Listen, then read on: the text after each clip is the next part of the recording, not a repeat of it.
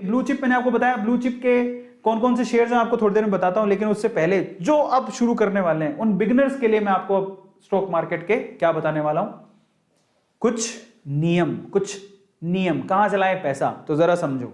मैंने पहले भी आपसे डिस्कस किया है, अगर आप बिगिनर हो, पहली बार ही अगर आप स्टॉक मार्केट में पैसा लगा रहे हो, तो एक बात समझ लेना, आप जितना भी पैसा कमाते हो उसका 5 से 10% ही आपको शेयर मार्केट में रिस्क उठाना है। तो मैं आपको ये नहीं कह रहा हूं कि आपके पास बहुत सारा पैसा है तो आप सारा का सारा लगा दो, नहीं। आपके पास बहुत सारा पैसा है, सारा का सारा नहीं लगाने की जरूरत है।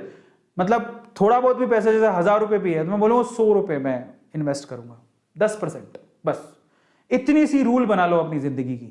आपके पॉकेट में जितना पैसा है सोच लेना उसका 10% मेरे को शेयर मार्केट में डालना है, वो भी स्टडी करके। तो पहला रूल क्या है, don't want to put your whole money, नहीं, मैं इन्वेस्ट करूंगा 5 से 10%, that is of my income, जितना मेरे पास पैसा है उसका 5 से 10% ही मैं डालूंगा, पहला टिप, ठीक है, ज्यादा रिस्क नहीं उठाएंगे।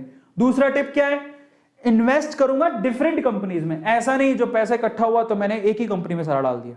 कल को मान लो आपने पैसा इकट्ठा किया, 10,000 रुपए टोटल हो गए, तो 10,000 रुपए टोटल, अच्छा अरविंद सर ने बताया था हाँ हीरो मोटोकॉर्प बहुत अच्छी है, अरे हीरो मोटोकॉर्प के 2 शेयर भी नहीं आएंगे। बेटर है उन 10,000 को आप डिवाइड करो, 5 कंपनी सेलेक्ट करो और 5 कंपनी में 10,000 रुपए डालो आप। तो अगर कोई मुझसे पूछे कि मैं, अगर मेरे पास मान लो कि मैंने इकट्ठे किए 6 महीने में 10,000 रुपए, तो मैं ये 6 महीने में 10,000 रुपए, ऐसा नहीं कि मैं 10 के 10,000 रुपए एक ही कंपनी में डाल दूंगा, कभी नहीं करूंगा मैं ऐसा। अगर आपके पास 10,000 रुपए है तो आप उसको इन्वेस्ट करने के, आप क्या करना है, एटलीस्ट 4 या 5 कंपनी में अपने 10,000 रुपए डालो।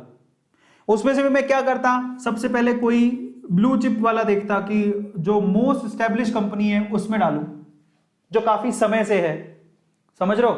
तो मैं कोशिश करता कि मैं एक शेयर जो है किसका खरीदता, मैं एक शेयर इसका खरीदता, हिंदुस्तान यूनिलीवर का, HU का, 2500-2300 रुपए का एक शेयर आता है, बट ये रहा ब्लू चिप कंपनी है, बहुत ही सेफ है आपके लिए, बहुत सेफ है। या रिलायंस का खरीद लेता, ठीक है, रिलायंस इंडस्ट्रीज की बात कर रहा हूं, मुकेश अंबानी वाली, और भी है, इंफोसिस में ले लेता, TCS में ले लेता, ये मेरी ब्लू चिप, एक शेयर में उसका खरीद लेता। TCS का शेयर भी बहुत महंगा है, बट ये ब्लू चिप कंपनी। फिर मैं क्या करता, इसके अलावा मैं क्या करता, बैंकिंग सेक्टर में लेता, कुछ बैंकिंग सेक्टर के शेयर ले लेता, ICICI कंपनी में ले लिए, ठीक है, या फिर HDFC में ले लिए, या फिर SBI में ले लिए, और भी है जो आपको अच्छी लगती है। आपके घर में सबके अकाउंट किस में है जरा पता कर लो, उनमें आप ले सकते हो। ऐसे करके मैं अपने ना पोर्टफोलियो को डाइवर्सिफाई करता। मैं अपने 10,000 रुपए एक साथ ही किसी कंपनी में नहीं लगाता। This is rule number 2। याद रखोगे कि आपके पास जितना भी पैसा है उसको आप डाइवर्सिफाई करो, एक साथ एक ही कंपनी में मत लगाओ। तीसरा, कंपनीज जो कि रेपुटेटेड है, जिनकी हिस्ट्री बहुत अच्छी है, जिनको आप बरसों से जानते हो, बरसों से आपने देखा है, उन कंपनीज में पैसा लगाओ।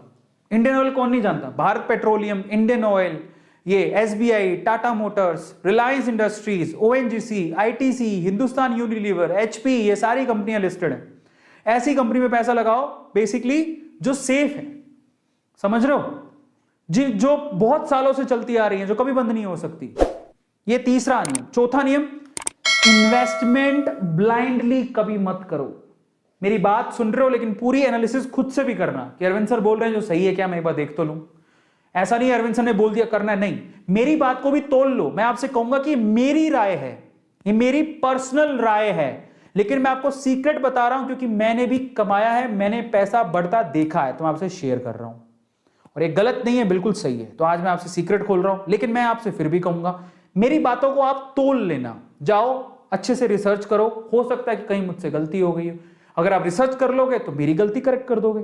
तो आप ब्लाइंडली किसी भी ट्रस्ट मत करो। ऐसे किसी ने बोल दिया हाँ हाँ वो शेयर बढ़ेगा, बहुत बर्बाद हुआ, ऐसे करके मत करना, अपनी रिसर्च करना, समझ रहे हो। चौथा, बस blindly don't invest because everyone is investing in that. ऐसा मत करो कि सभी लोग इन्वेस्ट कर रहे हो तो पागलों की तरह तुम भी करोगे। अपनी रिसर्च करो, खत्म करो। मैंने मेरी बताई क्योंकि मेरे पर्सनल उसमें व्यूज हैं। मैंने मेरी बताया मैं HDFC में क्यों इन्वेस्ट कर रहा हूं, क्योंकि मैं खुद बैंक में अपना अकाउंट होल्ड करता हूं। SBI में क्यों कर रहा हूं, मेरे पापा का बरसों से अकाउंट है। हिंदुस्तान यूनिलीवर में क्यों कर रहा हूं, क्योंकि मेरे घर पे FMCG के प्रोडक्ट आते हैं, ज्यादातर उसके FMCG HU के, हिंदुस्तान यूनिलीवर के। ITC में क्यों कर रहा हूं, क्योंकि मैं खुद देखता हूं, अगर कुछ कॉपी लेता हूं, कुछ पेन लेता हूं, ठीक है, घर पे आईटीसी का आशीर्वाद का आटा आता है, घर पे आशीर्वाद का आटा आता है, आईटीसी कंपनी का है, कॉपी में लिखते हो आईटीसी की कॉपी है, वो खोल के देखो, समझ रहे हो। घर पे खुदा ना खास्ता किसी को सिगरेट पीने की आदत है तो वो आईटीसी की सिगरेट है। और आईटीसी के बहुत प्रोडक्ट आते हैं, आईटीसी के खुद के 5 स्टार होटल्स भी हैं, तो आईटीसी और बहुत कुछ आता है, बिस्किट आते हैं आईटीसी के, इसलिए होल्ड करके रखा हूं मैं किसी कहने से होल्ड नहीं कर रहा हूं। ठीक है, उसके बाद जल्दी और हड़बड़ी में ना तो खरीदो ना ही बेचो, इतने एक्साइट मत हो ना ही सैड हो। मार्केट में हलचल चलती रहती है। 2008 में डिप आया था, मार्केट एकदम क्रैश हो गया था। ऐसे डिप आपको शायद 2000 कितने 16 में 2016-17 में डिप आया था। तो घबराओ मत, भागो मत। पता है जब डिप आती है ना उस टाइम पे जो शेयर मार्केट को समझते हैं वो खुश हो रहे होते हैं, आहा अब आ गई अपॉर्चुनिटी। जो रिटेलर्स होते हैं ना, हमारे जैसे छोटे लोग, डर जाते हैं कि पैसा निकाल के भागने लगते हैं। मैंने ये नियम तो सीखा है, मैं आपको मेरी पर्सनल राय बताता हूं। जब येस बैंक के, मैंने सबसे पहले येस बैंक के शेयर खरीदे थे, और आप बिलीव नहीं करोगे, मेरा येस बैंक वाले शेयर मुझे भयंकर घाटा लगा, तो मैं भागा नहीं, मैंने येस बैंक के शेयर बेचे ही नहीं। मैंने कहा मैं घाटे में नहीं बेचूंगा, पापा ने इतना तो सिखाया है, घाटे में नहीं बेचूंगा। बट एक चीज मैंने समझ ली कि अब येस बैंक में इन्वेस्ट नहीं करूंगा, अभी तो रुक के करूंगा, जो भी होगा आगे देखेंगे। येस बैंक को होल्ड पे रख दिया। मैं घबराया नहीं, ऐसा नहीं मैंने इन्वेस्टमेंट बंद कर दी, नहीं। मैंने क्या सोचा कि मुझे येस बैंक में जितना घाटा हुआ है ना, मैं पकड़ता हूं, स्टडी करता हूं, अच्छे शेयर पकड़ता हूं, उनकी रिसर्च की मैंने, उनमें मैंने इन्वेस्टमेंट बढ़ाई। पहली मेरी येस बैंक में इन्वेस्टमेंट सबसे ज्यादा थी, मतलब 5-6 शेयर में पैसा लगा था, उसमें येस बैंक में इन्वेस्टमेंट सबसे ज्यादा थी। मुझे दुख होने लगा कि मैंने इतना पैसा गवा दिया। बाद में मैंने क्या किया, आज मेरी जितनी इन्वेस्टमेंट है उसका मुश्किल से कोई 2% ही पैसा मैंने येस बैंक में लगा रखा है। पहले 50% था, मतलब पहले जितना मैंने पैसा लगा रखा था उसका 50% पैसा येस बैंक में लगा हुआ था। आज मेरा इतना बड़ा पोर्टफोलियो है कि उसका सिर्फ 2% पैसा ही येस बैंक में लगा हुआ है। तो हमें दुख नहीं होता, क्योंकि जितना मुझे घाटा हो रहा है उससे मैं 5 गुना ज्यादा कमा चुका हूं। Try to understand, learn the things, डरो मत, भागो मत। रिटेलर्स को भागना नहीं होता है, यहीं से तो बाकी लोग फायदा उठा जाते हैं और हम डर के भाग जाते हैं। ऐसा नहीं करना, तो डरने का नहीं। अब फाइनली आते हैं, अच्छे से रिसर्च कर लो।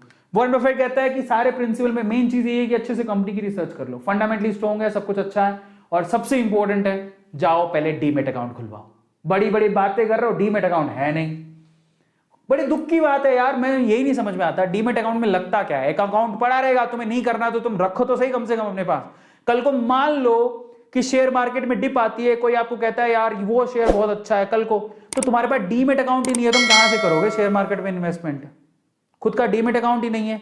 Demat account is a necessary account अगर आप वाकई में फाइनेंशियली ग्रोथ करना चाहते हो। तो जाओ अपने नॉर्मल अकाउंट के साथ डीमेट अकाउंट भी खुलाओ, बहुत इंपॉर्टेंट है। सबसे पहला काम आपको यही करना है, कुछ भी शेयर वेयर में जाओ डीमेट अकाउंट खुलाओ। कुछ नहीं लगता, कई जगह पे तो फ्री में खुलता है, कई जगह पे 100 रुपए ले लेगा कोई।